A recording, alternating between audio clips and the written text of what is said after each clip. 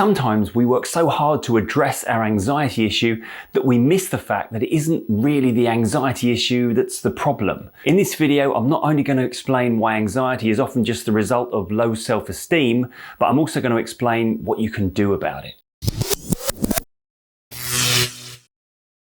Hi, I'm Tim Box, mind coach, anxiety therapist and author, and for more than a decade now, I've been working one-to-one helping people get control of the way they think, feel and behave, and in particular, helping them to get the other side of their anxiety issues. One of the first things you learn when you start to see anxiety clients and listen to their stories is that anxiety and low self-esteem often go hand in hand. Today I want to talk about why that is, how the anxiety caused by low self-esteem often causes further self-worth issues, and how we break this vicious cycle and get back in control. So let's start at the beginning with why, when it comes to anxiety, we're often focusing on the wrong thing.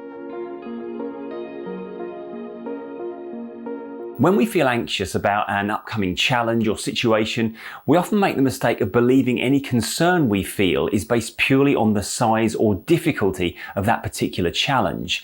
But it's important to make a distinction here. We're not anxious about the thing, we're anxious about our perceived ability to cope with the thing. It's not about the problem, but our belief in our ability to handle it.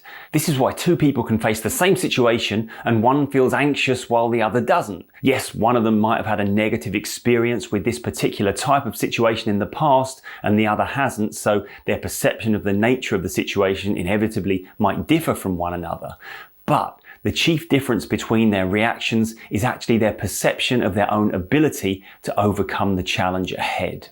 If you believe you're capable, challenges become opportunities. If you doubt yourself, they become threats. This self-doubt stems from our self-esteem and perceived self-worth. We look at what lies ahead and we ask ourselves, am I good enough to handle this? If the answer is yes, then any anxiety is minimal. If the answer is no, then we might expect a different response. Low self-esteem makes us more prone to anxiety. We doubt our abilities, fear failure, and anticipate the worst. Then as anxiety takes hold, we start to see ourselves as less capable. We might think, if I were at my best, then this would be no problem. But I'm not right now. I'm suffering with an anxiety issue. Then we might start to think, I can't even manage my anxiety. How can I handle anything else? This creates a loop. Low self-esteem leads to anxiety, and anxiety further diminishes our self-esteem. This is why, as our journey continues further into a period of high anxiety, we start to disengage from elements of our life that we previously found easy and didn't even give a second thought to. We might stop going out with friends or going into work. Suddenly we don't feel capable enough to handle life as we know it. But let's back up a bit.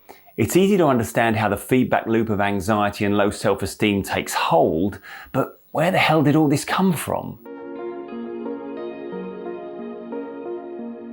In many cases, understanding the roots of low self-esteem can help us break this cycle. It takes away any mystery or puzzle we're trying to solve, and it also goes some way towards giving us back our agency. If the explanation as to why we feel this way is no longer simply, hey, this is just how I am, then we're no longer locked into any perceived irretrievable predisposition, and we can start to take action towards feeling better. So let's zip through some of the most common reasons why we might feel we're just not good enough. Firstly, early learning. Our formative years very much shape our perception of our own self-worth. And in those years, our ideas about ourselves came mostly from others rather than from ourselves. So if, for example, we had overly critical parents, teachers, or caregivers, we might be existing with the belief that we're just not good enough. Now, often parental criticism came from a place of love and a desire to see us succeed. They drive us on so we can be all we can be and achieve every chance of happiness. But in the midst of their efforts to help us, our lasting impression might simply have been that no matter how hard we try, we just never seem to be good enough. The second contributing factor to low self-worth might then be the effect of this early learning. As a result of having a low self-image, we approach life with a negative bias in terms of our perceived successes and failures. We filter out and fail to credit the times we've done well and only focus on the times we've failed. This is simply because our mind is invested in maintaining a consistent version of reality, no matter how unhelpful that reality might now have become.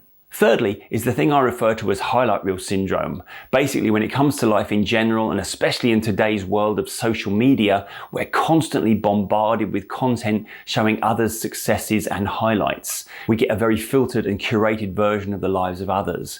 But of course, when it comes to our own efforts, we are all too aware of our behind the scenes efforts and outtakes. Then when we compare the two, we inevitably feel like we fall short. This isn't really because we're not doing as well, it's just because we don't get to see everyone else's mistakes, doubts, and struggles. Finally on this list, it's important to remember that our mind prioritizes protection and is constantly working really hard to keep us safe. Not just safe from physical harm, but also emotional harm. In its efforts to protect us, sometimes it reminds us of our past failures or shortcomings to prevent us from taking things on that we might not be able to handle and thus lead to a negative experience of failure. After all, we can't fail if we don't try, right? While this response is well-intentioned, it can often be what keeps us stuck in a cycle of self-doubt. So there are plenty of reasons why our mind has us focusing on doubts and damaging our self-esteem, but what can we do about it? If we want to break free from this cycle of low self-worth and anxiety, we need to start invalidating the beliefs and emotional strategies it's built on. When we can update our map of reality so that we no longer see ourselves as simply not good enough to handle life's challenges, when we can recognize our own capabilities and stop putting ourselves down, it's surprising how quickly our mind is freed up to adopt more positive emotional strategies. And to do this, we need to understand that the strategies our mind adopted in the past may no longer serve us. Firstly, we're no longer children dependent on others' opinions. As adults, we have the autonomy to define our self-worth rather than simply taking as gospel the opinions of those we were learning from. Secondly, we're not in those same environments where we were previously judged or criticized. As a child, the idea of doing something that might bring negative attention would have seemed like a terrifying prospect. As we grow and are far less vulnerable to the opinions of others, we have no need to fear whether or not those opinions are negative. Thirdly, this is a very different version of us than the version we were when we first made a judgment about ourselves. We've grown, learned, and evolved. Judging our self-worth based on who we used to be kind of misses the point that we're not that person anymore.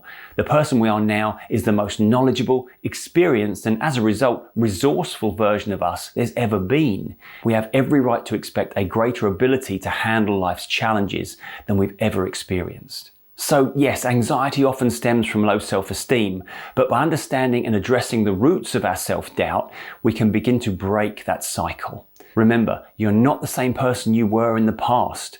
Recognize your growth, challenge your negative beliefs, and give yourself the credit you deserve. If this video resonated with you and you'd like to delve deeper into understanding and managing your anxiety, consider joining the members area of the channel. There you'll find exclusive content, including my Clear Your Head anxiety program, the full control system online training for personal change, and of course, weekly live member exclusive Q&A sessions. Just hit the join button on the channel homepage or follow the link in the description. Thanks so much for watching. If you found this helpful, please give it a like and subscribe for more content on anxiety, mindset, and self-growth. I'm Tim Box. Always remember, be kind to your mind, and I'll see you next time.